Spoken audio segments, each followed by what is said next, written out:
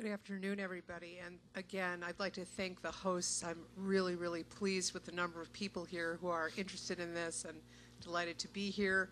A little bit about myself. I too, was born and raised and educated in the 5th Congressional District and have lived in the 5th District my whole life. My mother was an immigrant who came here and put herself through medical school in 1929 and raised 2 children. My father died when I was very young, and she raised my brother and I on the Northwest Side and showed us how medical care and how good health care should be delivered. We very often had patients in and out of our house where she would provide health care to people, whether they could pay or not. You know, these are the kinds of values and the roadmap and the path that my mother put in front of me that established my values and my interest in health care. In the General Assembly, I chair the Human Services Appropriations Committee, where I oversee about $40 billion of the state budget, which ranges from Medicaid to Veterans Affairs to developmentally disabled and all kinds of other specialty needs around health care. It was in that committee that I worked with insurance companies to convince them that an ounce of prevention is worth a pound of cure, where we were able to work together to require them to pick up the cost of mammograms for women over the age of 40 and over, to finally pay for birth control after it was on the market for 40 years.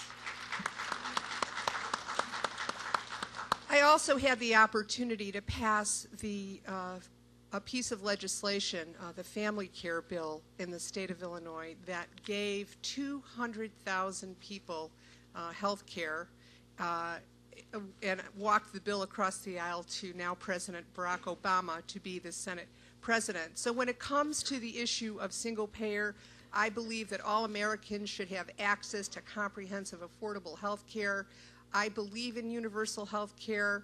It's just going to be complicated how we get there, but ultimately we need to give people choices. And at the end of the day, our goal should be that every American have access to health care. I've grown up and seen the struggles of Americans, and I have had the fortune of crossing this district, and actually, as diverse as this district is, we have common problems. People in this district wake up every day worrying about being one pink slip away from a job, losing their jobs, one pink slip away from losing health care, their homes, and watching their pensions dwindle. And I think that I have the leadership to take on this job in Washington. As far as the Oslo Accords, I believe that it laid a good framework for peace in the Middle East. I believe that Israel has a right to protect its borders, and ultimately we should be aiming for peace. Thank you.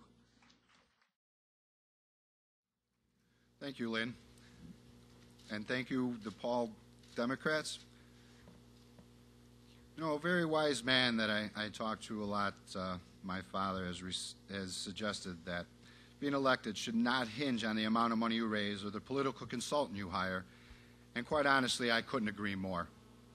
With all of the pay-to-play politics here in Illinois, the cornerstone of my campaign is election reform.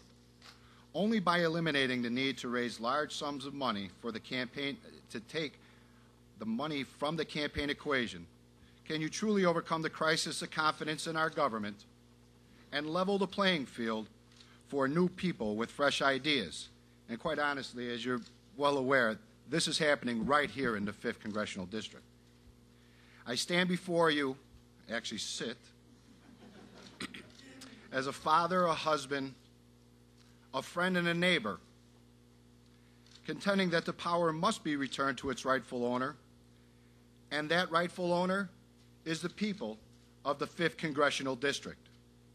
I propose that I am uniquely qualified to represent the district during this crisis on our economy and other issues based on my extensive construction experience and my in-depth firsthand knowledge of federal spending practices.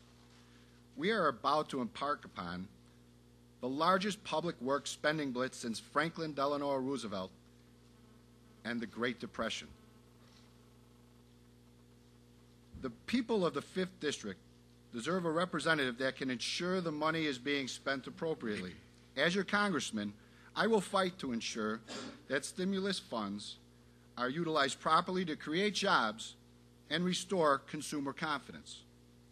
Extraordinary times demand extraordinary people to answer the call to duty. And as I volunteered for the United States Navy directly out of high school, my candidacy once again is that answer to the call. In regards to the single-payer health care question, I support wholeheartedly universal health care and single-payer health care. And quite honestly, though, again, it was pointed out earlier, it would be a very difficult task, I believe all Americans should be afforded health care.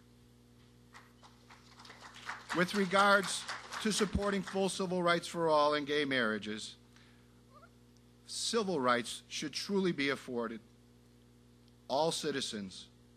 And this argument that we've had for many years now needs to come to a head. And again, I will fight to support full civil liberties for all Americans.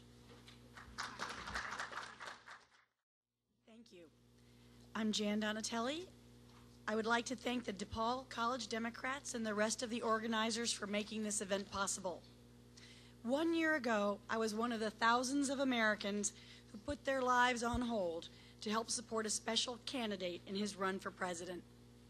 We were diverse in terms of race, gender, orientation, and personal history. But we were united, rock solid, behind our candidate. I have never been more positively energized than I was going door to door, and I could not be happier to say today that our candidate, Barack Obama, is now our president.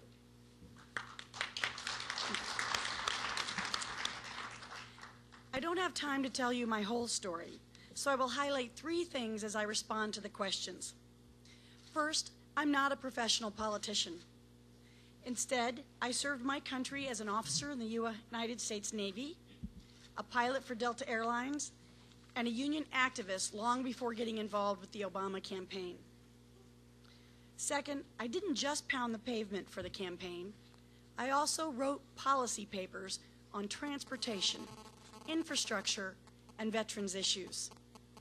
And I built relationships with the officials who are now implementing those policies in Washington. Third, I'm a proud working mom of 6th grade kids, and I know what it's like to struggle to run a business, to pay the bills, or to pay for college. The most important thing to voters today is their jobs, their homes, and their health. I hear this over and over. And the sad fact is that the money our country spends on health care continues to skyrocket even as access goes down. This must change. This is why I support the long-term goal of a single-payer system that guarantees coverage for everyone. We won't get there overnight, but I will join the fight for universal and affordable access, including mental health care, when I get to Congress. All of our citizens deserve equal protection under the law. When I was working to earn my Navy pilot's wings, I kept hearing no. Women were simply not accepted then. That tough experience taught me that we all have a stake in the fight for civil rights. As a commissioned officer, I swore an oath to defend the Constitution. I would take this approach to Congress to help defend the rights of all Americans. As a veteran, I cannot address a topic like the Oslo Accords without discussing the host of challenges we face in the Middle East. The U.S. should help our ally Israel live peacefully with its neighbors, including a free and independent Palestine. To help reach this goal, I fully support President Obama's appointment of George Mitchell as envoy to this region. As we end the Iraq War and engage in the border regions of Afghanistan, I will work to support a comprehensive peace in the Middle East, which includes the needs of all parties. Thank you.